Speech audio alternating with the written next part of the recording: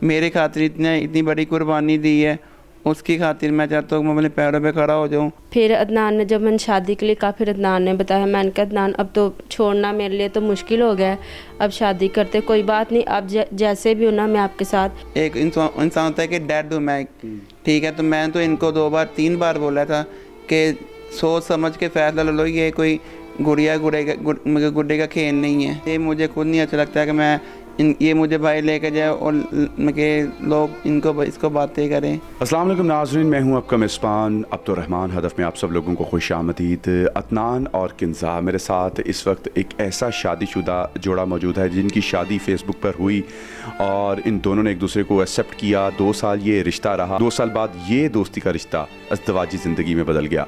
अदनान 2 साल पहले जिस वक्त इनके साथ इनकी बात होती थी उस वक्त भी डिसेबल थे और जिस वक्त इनको प्रपोज किया गया उस वक्त भी इनकी हालत ऐसी ही थी। लेकिन किंज़ा को 2 साल मालूम नहीं था कि अदनान ऐसा है, लेकिन जिस वक्त उसे मालूम हुआ उसने बाहें फैलाई। 2 साल जो मोहब्बत दोस्ती का जो ताल्लुक़ था, जो अल्फाज जो कमिटमेंट की थी उसके ऊपर साबित कदम रही और इसे अपना शोहर तस्लीम किया। और आज ये इसी के साथ ही दुनिया की तमाम आसाइशों को छोड़कर अदनान के नाम ये ज़िंदगी वक्फ कर चुकी हैं।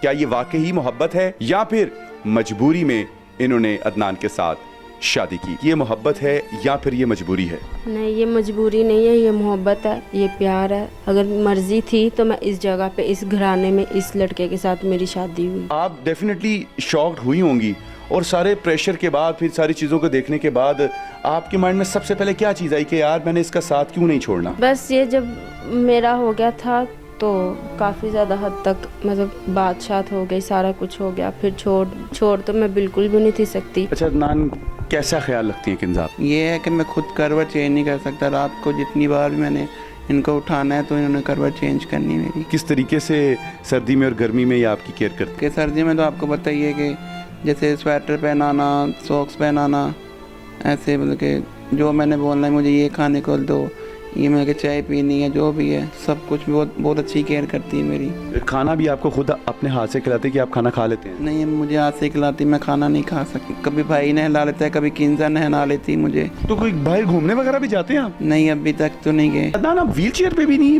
बाहर आ जा? सर मैं व्हील चेयर पे तो मैं जा सकता हूँ बाहर, लेकिन मुझे व्हील चेयर नहीं अच्छी लगती।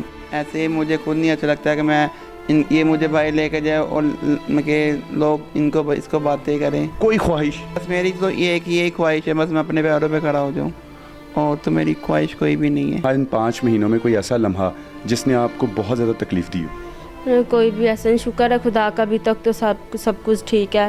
वो जो मेरे ससुर है वो ये अभी तक घर का निज़ाम वगैरह देखते हैं, वो ही सारा कर रहे हैं, खाना वगैरह हमारा जो भी उन्होंने वो सारा अभी तक वही देखते। तो 2 साल मुलाकात भी नहीं हुई और फिर एकदम आप शॉक, तो कितनी देर आप सदमे में रहे? सदमे में तो नहीं, बस यही मैं थोड़ी टेंशन हो गई थी, मतलब छोड़ भी नहीं थी सकती मैं, क्योंकि काफ़ी अरसा हो गया था हमें बात करते।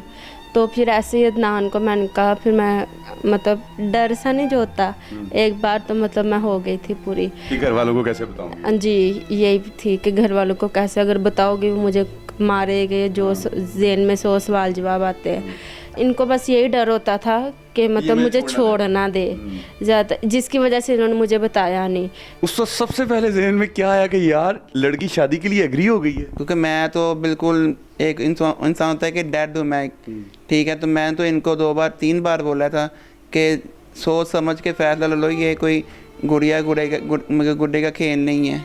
तो इन्होंने फिर दुआ करनी, इन्होंने मुझे बताया, इन्होंने फिर दुआ करनी। इन्होंने बोला कि मैंने खुदा से पूछा कि खुदाया अगर तेरा कोई फ़ैसला है तो मुझे दिखा, अगर मैं गलत रास्ते पे जा रही कि सही रास्ते पे जा रही हूँ। इन्होंने बोला कि जब मैं दुआ करनी ना तो मेरी दुआ में ना आपकी चेहरा नज़र आता। सोसाइटी को कैसे फेस किया? पेरेंट्स को, रिश्तेदारों को, दोस्तों को?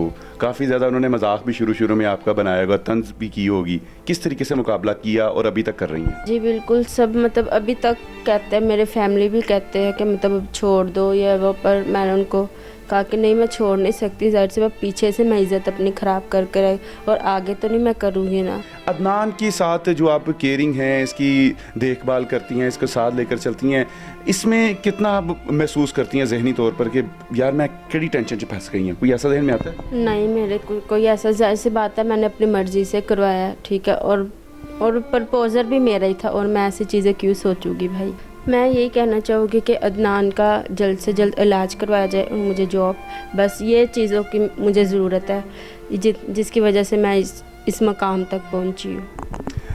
नाज़रीन, अदनान और किंज़ा की मोहब्बत भरी कहानी तो आपके सामने है ही, लेकिन ये एक ऐसी मिसाल भी है कि जो हमें मुआशरे में मिलती है कि अल्लाह ताला ने सारी चीज़ें दी हैं, अल्लाह ताला ने हर चीज़ से नवाजा हुआ है, लेकिन फिर भी मियाँ बीवी जिस तरीके से एक दूसरे के साथ झगड़ा करते हैं, बच्चों का मुस्तकबिल ख़राब हो जाता है, घर का सारा निज़ाम धर्म भरम हो जाता है, सारी दौलत सारा माल सब कुछ रायगा हो जाता है अगर मोहब्बत नहीं है। इसका इलाज के लिए कुछ ना कुछ एक कदम बढ़ाइए, आपका एक कतरा जो है वो एक समुंदर की मानद साबित हो सकता है।